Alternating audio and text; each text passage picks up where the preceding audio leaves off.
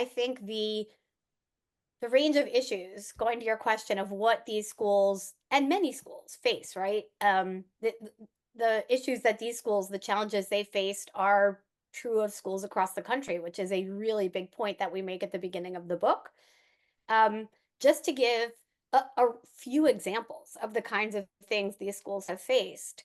So, North Minneapolis, uh, which of course literally was the site, and this neighborhood was the site of where George Floyd was murdered, has for decades been a very violent, very high poverty neighborhood.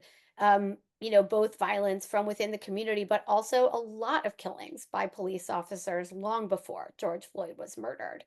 Um, the Berea area in eastern Appalachian Kentucky has been for decades one of the poorest, most isolated regions in the entire country, and has gone through one like round of crisis after another. Mass layoffs, addiction, mass incarceration, flooding. I mean, you name it, it has been there.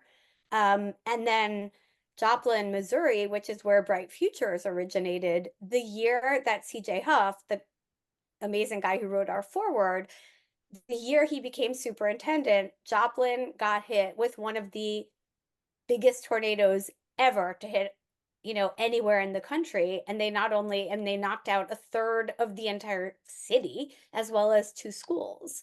So these are just some of the kinds of emergencies that schools face. And while they may seem extreme, the reality is, as we talk about, they're increasingly the norm, unfortunately, for a lot of our schools, which is why these kinds of relationships that Bruce talked about are so critical.